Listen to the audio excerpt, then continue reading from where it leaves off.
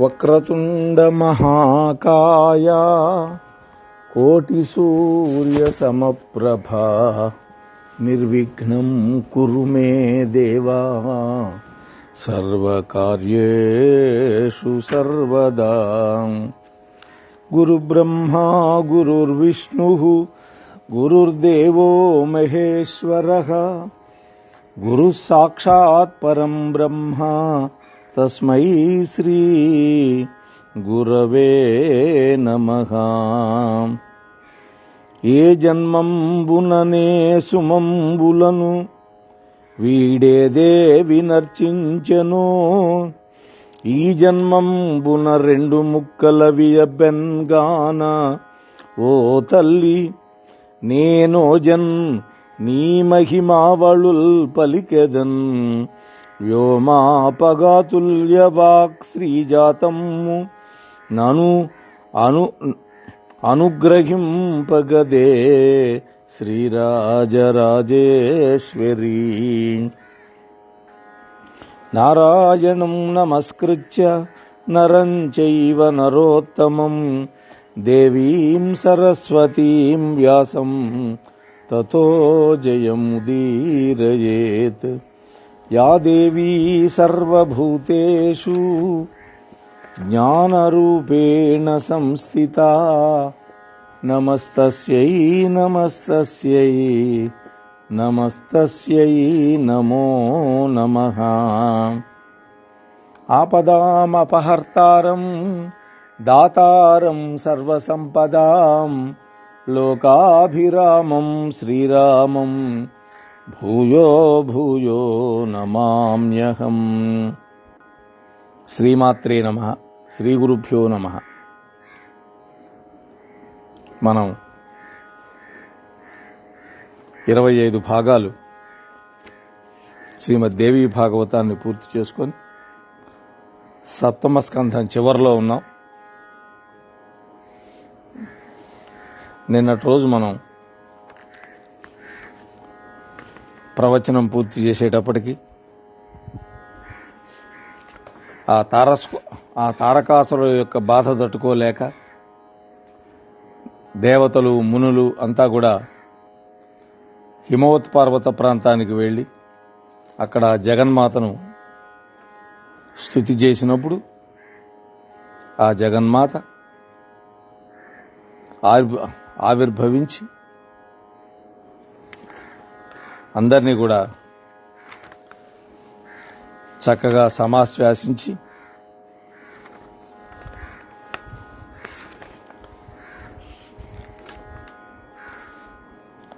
అనుగ్రహించింది అందరినీ అని మనం చెప్పుకున్నాం. ఆ సందర్భంలో హిమవంతుడు తన గర్భంలో తన ఇంట పుట్టమని అడిగినప్పుడు ఆ దేవి కూడా ఆనందపడి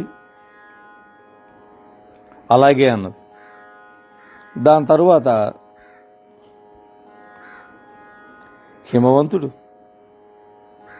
తల్లి నాదొక్క చిన్న కోరిక ఉంది, సర్వ వేదాంగ ప్రతిపాదితమైనటువంటి నీ రూపాన్ని తెలుసుకోవాలనుకుంటున్నాను, భక్తి సహితమైనటువంటి యోగాన్ని శృతి సమ్మతమైనటువంటి జ్ఞానాన్ని నాకు అనుగ్రహించు తల్లి అని అమ్మవారిని ప్రార్థన చేశాడు. అప్పుడు జగన్మాత ఓ దేవతలారా మీరు కూడా వినండి అయ్యా అన్నది. అది కేవలం హిమవంతుడికే చెప్పాల, హిమవంతుడిని అడ్డం పెట్టుకొని సర్వదేవతలకు చెప్తే వ్యాసుడు మనకు అందించాడు.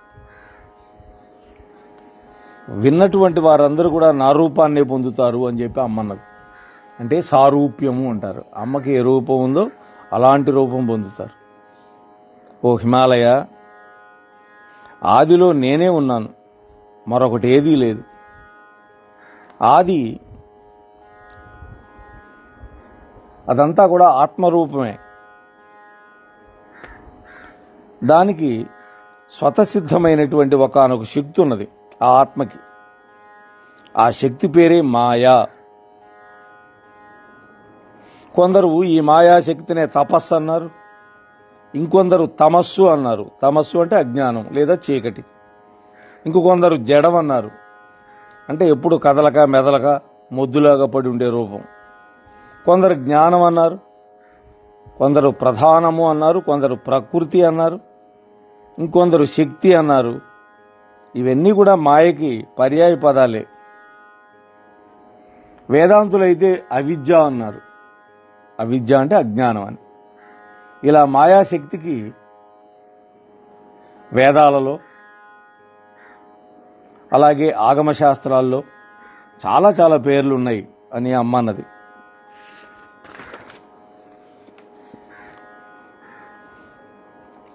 నాయన హిమగిరీంద్ర, ఈ చరాచర జగత్తంతా కూడా నా మాయాశక్తికి అధీనమే అని చెప్పి. ఈ విషయాలు చాలా తాత్వికమైనవి, చాలా గహనమైనవి, కథలాగా ఉండదు. అందువల్ల బాగా మనస్సు పెట్టి వింటే తప్ప ఈ తత్వం అర్థం కాదు. అందుకని శ్రద్ధగా విందాం. వాస్తవం చెప్పాలంటే నాకంటే మాయ వేరుగా లేదు అంది. అది నేను వేరు, మాయ వేరు కాదు. నేనే మాయని, మాయే నేను అన్నది. ఉన్నది కేవలం నా తత్వమే. సర్వ జగత్తును సృష్టించి మాయాకర్మాది సహితనై అందులోకి నేను ప్రాణపురస్సరంగా ప్రవేశం చేస్తాను.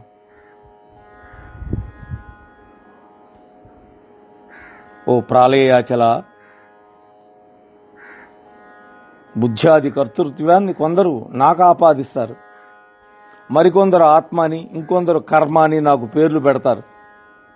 ఇదంతా కూడా మాయాభేదం వల్ల ఏర్పడినటువంటి అజ్ఞాన భేదమే తప్ప మరింకేమీ కాదు.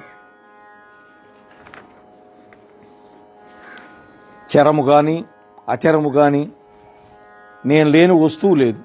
అంటే కదిలే వాటిలో నేనున్నాను, కదలని వాటిల్లో కూడా నేనే ఉన్నాను. ఒకవేళ ఉంది అంటే అది శూన్యం. అంటే ఈ రెండూ కాకుండా ఏదైనా మూడోది ఉందంటే అది లేదని అర్థం. శూన్యం అంటే ఏమీ లేదని.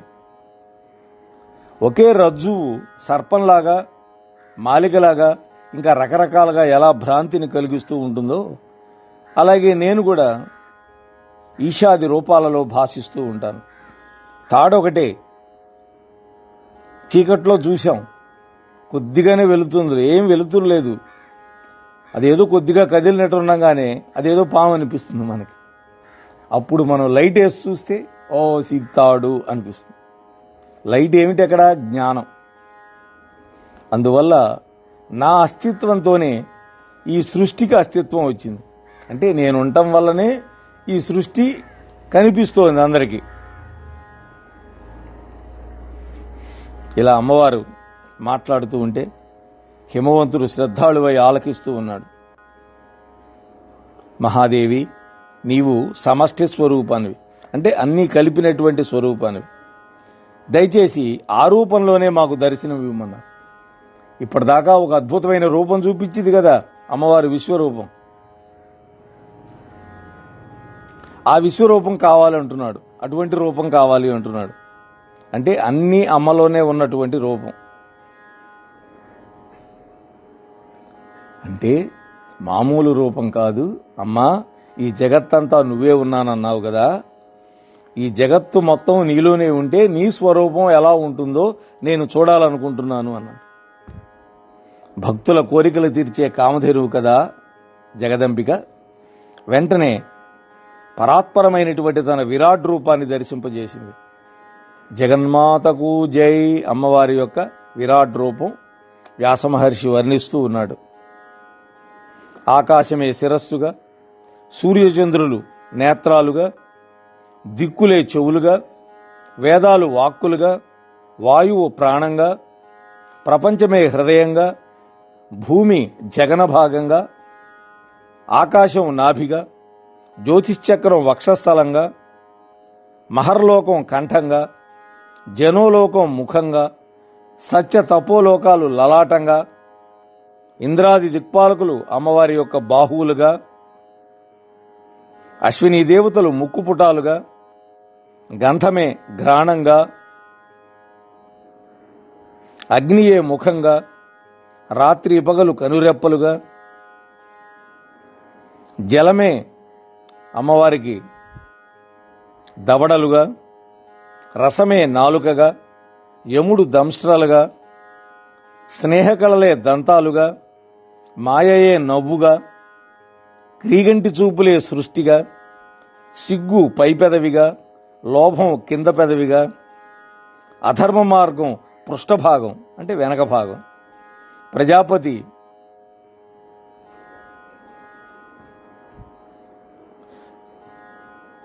అలాగే సముద్రాలు కడుపుగా, పర్వతాలు ఎముకలుగా, నదులు నాడీతంత్రులుగా, వృక్షాలు కేశాలుగా, మేఘాలు అమ్మవారి యొక్క ముంగురులుగా, చంద్రుడు మనస్సుగా, శ్రీ మహావిష్ణువు జ్ఞానశక్తిగా, రుద్రుడు అంతఃకరణంగా, అలాగే అతల వితల లోకాదులు కటి ప్రదేశంగా విరాజులుతున్నటువంటి ఆ విరాట్ రూపాన్ని శ్రీమన్మహాదేవి హిమవంతుడు సకల దేవతలు సందర్శించి ఆశ్చర్యచకితులైపోయినారు. జ్వాలమాలా సహస్రాఢ్యం లేలిహానం చ జిహ్వయా దంస్రా కటకటారావం వమంతం వన్హిమక్షిభిః. ఎలా ఉంది? మంటలు ఎగబజుతున్నటువంటి ముఖం, చప్పరిస్తూ ఉన్నటువంటి నాలిక, పళ్ళు పటపటలాడిస్తున్నటువంటి నోరు, అగ్నులను వెదజల్లుతూ ఉన్నటువంటి కన్నులు, రకరకాల ఆయుధాలు ధరించిన చేతులు, బ్రాహ్మణ క్షత్రియ ధర్మాలతో రూపుకొన్న వీరత్వం, అనేక శీర్షాలు, అనేక నయనాలు, అనేక చరణాలు, అనేక అంటే సహస్రాన్ని వాడతారు. కోటి సూర్య ప్రతీకాశము, విద్యుత్ కోటి సమప్రభము అయినటువంటి తేజోమయమైనటువంటి రూపం, కన్నులకే కాదు గుండెలకు భయం కొలిపే ఘోర భీకర భీషణమైన ఆకారం అమ్మది. దేవతలు కళ్ళప్పగించి చూస్తూనే ఉన్నారు, హాహాకారాలు చేస్తున్నారు. ఆ దివ్య తేజస్సును తట్టుకోలేక అందరూ మూర్ఛపోతున్నారు.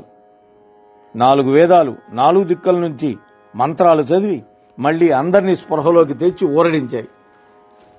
వేదాలు అలా ఊరడించినాయి. అప్పటికి ధైర్యం వచ్చింది. చెమ్మగిన్నెల కళ్ళుతో, జీరబోయిన కంఠాలతోటి సకల దేవతలు కూడా ఆ విరాట్ రూపిణిని స్తోత్రం చేశారు. అపరాధం క్షమస్వాంబ పాహి దీనాన్ త్వదుద్భవాన్ కోపం సంహార దేవేశీ సభయా రూపదర్శనాత్. ఓ జగదంబ, మా అపరాధాలన్నీ క్షమించు తల్లి, మేమంతా నీ బిడ్డలం, దీనులం, మమ్మల్ని రక్షించు. నీ విరాట్ రూపాన్ని చూస్తే మాకు భయంగా ఉంది. ఓ దేవేశ్వరి, కోపాన్ని విడిచిపెట్టు. నిన్ను ఏమని స్తుతించగలం తల్లి? మేము దేవతలమే అయినా కూడా నిన్ను స్తుతించడం చేతగాని పామరులం. సూర్యచంద్రులు, గ్రహ నక్షత్రాలు, అగ్ని, ఓషధులు అన్నీ కూడా నీ నుంచే ఆవిర్భవించినవే. నువ్వు సర్వాత్మికవు. ప్రాణ అపాన వ్యాన ఉదాన సమాన వాయువులు నువ్వే. పంటలు పళ్ళు ఫలాలు నువ్వే. తపస్సు సత్యము ధ్యానము ధ్యేయము సమస్తము నువ్వే. బ్రహ్మచర్యం మొదలుకొని తక్కిన దీక్షలన్నీ కూడా నువ్వే. ఓ జగన్మాత, నమో నమః. సముద్రాలు, నదులు, కొండలు, సర్వరసరూప గంధాలు అన్నీ నువ్వే తల్లి. యజ్ఞాలు, యూపస్తంభాలు, యజ్ఞాలకిచ్చే దక్షిణలు, యజ్ఞాలకి చేబూనే దీక్షలు, అలాగే 4 వేదాలు సర్వస్వము నువ్వేనమ్మా అని మళ్ళీ మళ్ళీ నమస్కరిస్తున్నామన్నారు. ఓ దేవేశీ, ఈ అలౌకికమైనటువంటి దివ్య రూపాన్ని దయచేసి ఉపసంహరించు. సౌమ్య సుందర రూపాన్నే మళ్ళీ మళ్ళీ ధరించి మాకు దర్శనం అనుగ్రహించాలి తల్లి నువ్వు. అప్పుడు వాళ్ళ యొక్క కోరికను ఆ జగదీశ్వరి మన్నించింది.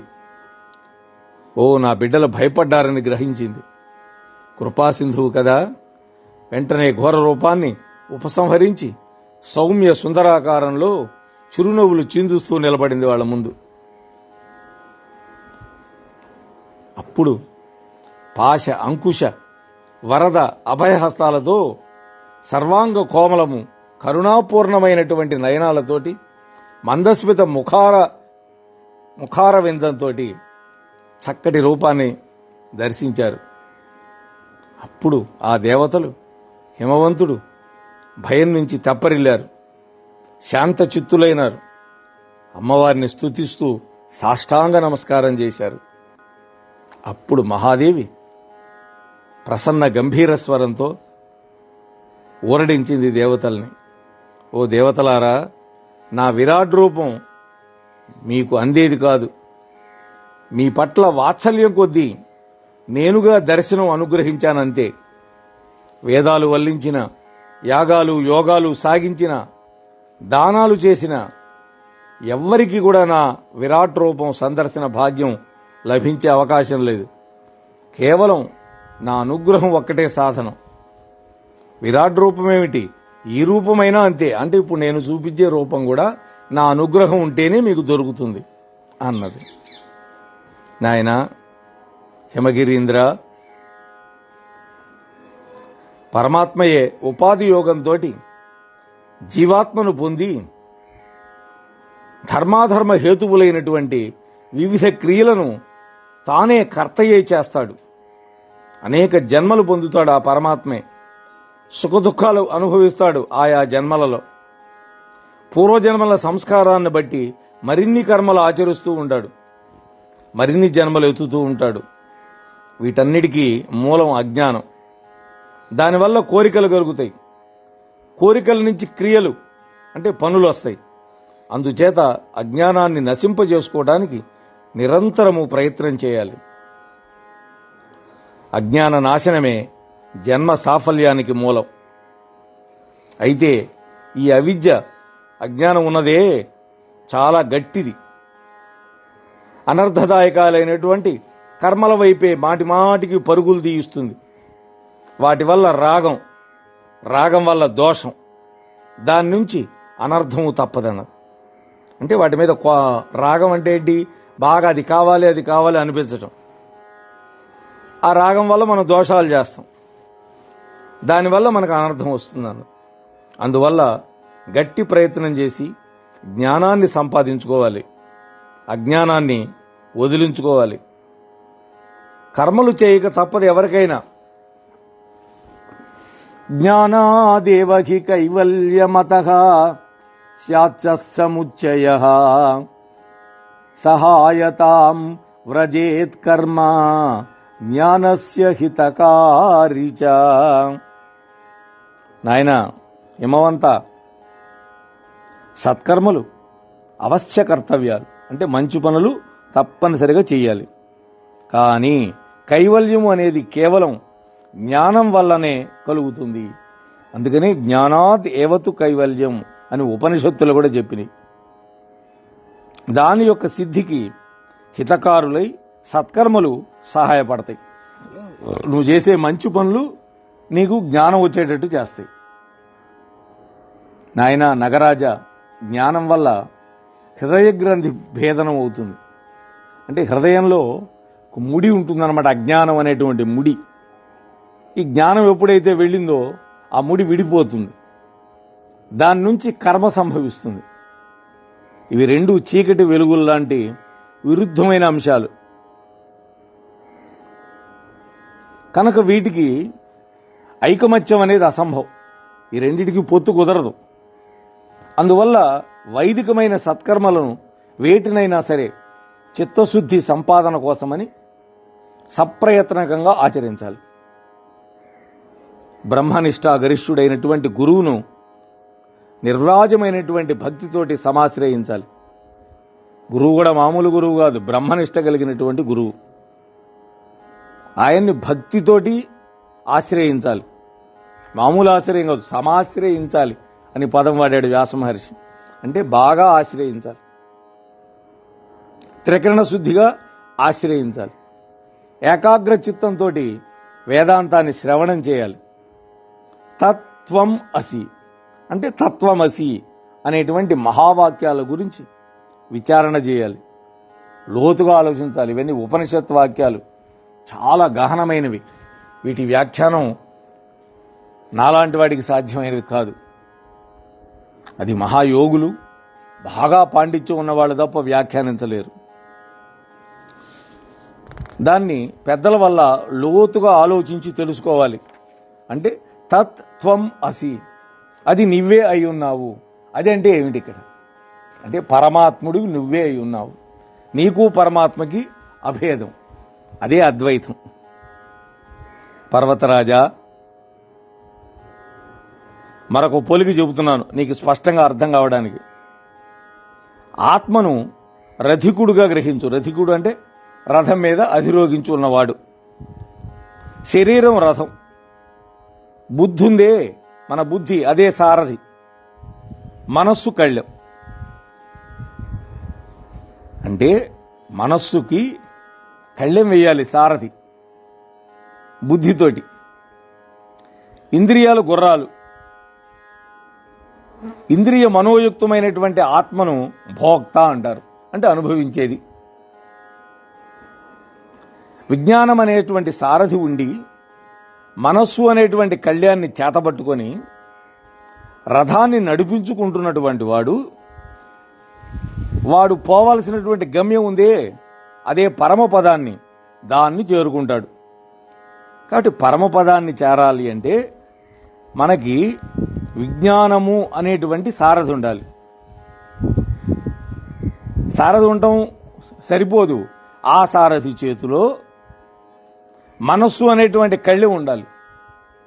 గుర్రాలకి కళ్ళెలు వేస్తాం చెప్పిన మాట వినటానికి, మనస్సుకు కూడా కళ్ళెం వేయాలి.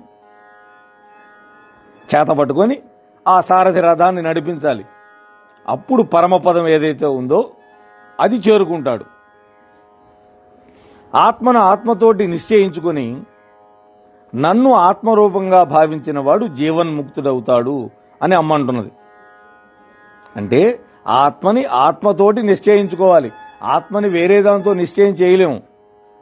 ఆత్మశక్తితో మాత్రమే నిశ్చయించుకొని నన్ను అంటే ఇక్కడ అమ్మని, జగదంబని ఆత్మరూపంగా ఎవడైతే భావిస్తాడో వాడు జీవన్ముక్తుడు. అంటే జీవించి ఉన్నా కూడా వాడు మోక్షం పొందగలుగుతాడు.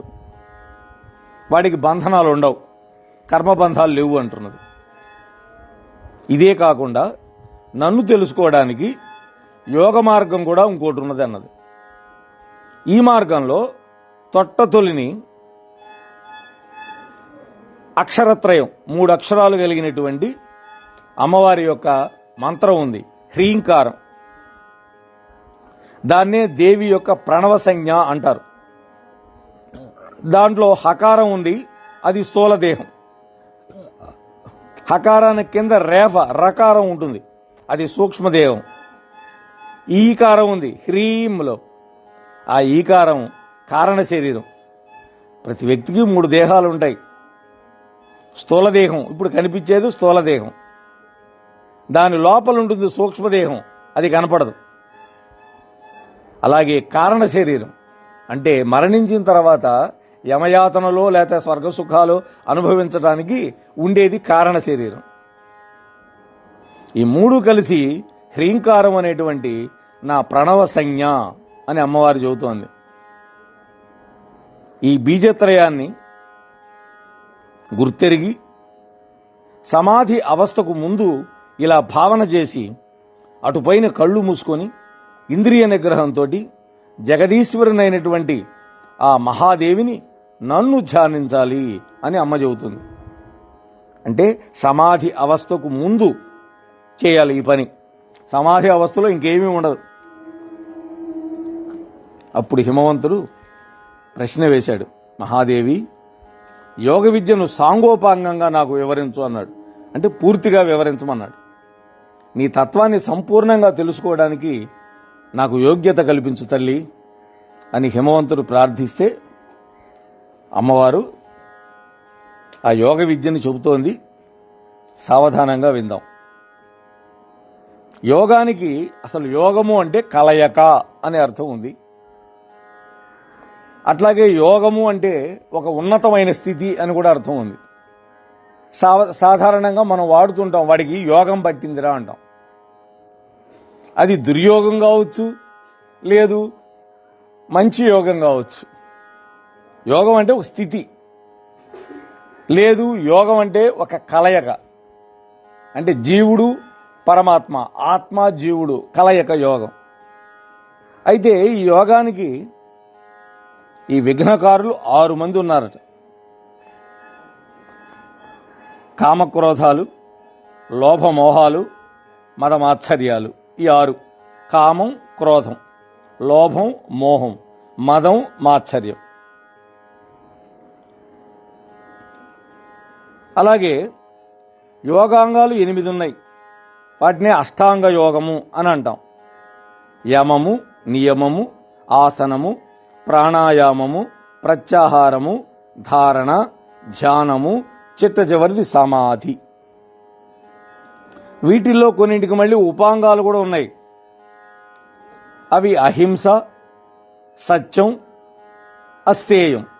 అస్తేయం అంటే దొంగతనం చేయకుండా ఉండడం. అహింస అంటే తెలుసు, సత్యం అంటే తెలుసు. అలాగే బ్రహ్మచర్యం, దయ కలిగి ఉండటం, రుజుత్వం అంటే సక్రమమైన ప్రవర్తన, క్షమ క్షమించే గుణం, ధృతి అంటే ధైర్యం, మితాహారం ఆహారం శరీరం పడిపోకుండా ఉండేంత మాత్రం తీసుకోవటాన్ని మితాహారం అంటారు. శౌచం, శౌచంలో కూడా 2 ఉన్నాయి, బాహ్యము, అంతరము. అంటే స్నానాదుల ద్వారా బాహ్య శౌచం, అంతఃశౌచం అంటే ఇంద్రియ నిగ్రహం ద్వారా అంతఃశౌచం. ఈ 10 కూడా వీటిని యమాంగాలు అని అంటారు. అలాగే తపస్సు, సంతోషము, ఆస్తిక్యం అంటే దైవం ఉన్నాడు అనే భావన, ఆస్తికులు అంటుంటాం కదా మనం. దానం, దేవపూజ, సిద్ధాంత శ్రవణం అంటే ఈ వేదాలు పురాణాలు వీటిల్లో కొన్ని సిద్ధాంతాలు ప్రతిపాదించారు, వాటిని శ్రవణం చేయటము. హ్రీ అంటే సిగ్గు, అంటే దానం చేసేటప్పుడు కానీ తప్పుడు పనులు చేసేటప్పుడు కానీ సిగ్గుపడాలట. దానం చేసేటప్పుడు ఎందుకు సిగ్గుపడాలి? అయ్యయ్యో ఈ కొద్ది మాత్రమే నేను దానం చేయగలుగుతున్నానని సిగ్గుపడాలట. చెడు పనులు చేసేటప్పుడు కూడా సిగ్గుపడాలి. అలాగే మతి అంటే జ్ఞానం, జపం, హోమం, ఈ 10 కూడా నియమాంగాలు. వీటి కోసం పద్మాసనం, స్వస్తికాసనం, భద్రాసనం, వజ్రాసనం, వీరాసనం, ఇవి 5 కూడా యోగాసనాలు ముఖ్యమైనవి. ఈ పద్మాసనాల్లో కూడా మళ్ళీ బద్ధ పద్మాసనం అని రకాలు ఉంటాయి, స్వస్తికాసనం. అలాగే పాదతలాలు కుడి ఎడమల తొడల మీదకు వచ్చేటట్టు కాళ్ళు మడిచి బొటన వేళ్లను అలాగే కుడి చేతి ఎడమ బొటన వేలు, ఎడమ చేతి కుడి బొటన వేలు పట్టుకుని నిటారుగా కూర్చుంటే అదే పద్మాసనం. యోగులకి చాలా హృదయంగమైనటువంటి ఆసనం ఇది. అలాగే పాదతలాలు తొడలకు పిక్కలకు మధ్యలోకి వచ్చేటట్టు కాళ్ళు మడిచి నడుము నిలబెట్టి కూర్చుంటే అది స్వస్తికాసనం. అలాగే పాదతలాలు పిరుదుల కిందకి చేర్చి చేతుల్ని మోకాళ్లపై ఆనించి నిటారుగా కూర్చోవాలి, వెన్ను వంచకూడదు, అది భద్రాసనం. అలాగే ఊరువుల మీదకి పాదాలు వచ్చేటట్టు కూర్చొని మోకాళ్లపైన చేతుల నుంచి నడుము నిలబెడితే అదే వజ్రాసనం. చాలామంది వజ్రాసనం వేస్తూ ఉంటారు, తిన్నది బాగా అరుగుతుందని. అలాగే ఒక పాదతలం ఎదుటి తొడ మీదికి తొడ కిందికి, మరొకటి ఎదుటి తొడ మీదికి చేర్చి బాగా నిటారుగా ఉండేటువంటి శరీరం నిలిపి కూర్చుంటే అదే వీరాసనం. ఆంజనేయ స్వామి వీరాసనంలో కూర్చొని ఉంటాడు రాముడు ఎదురుగా. ఈ 5 ఏదో ఒక ఆసనం వేసుకుని కూర్చొని ప్రాణాయామం చేయాలి. మోహనవాణి తెలుగు పోడ్కాస్ట్ ఛానల్ ని లైక్, షేర్, సబ్స్క్రైబ్ చేయండి. ప్రక్కనున్న గంటను మ్రోగించండి.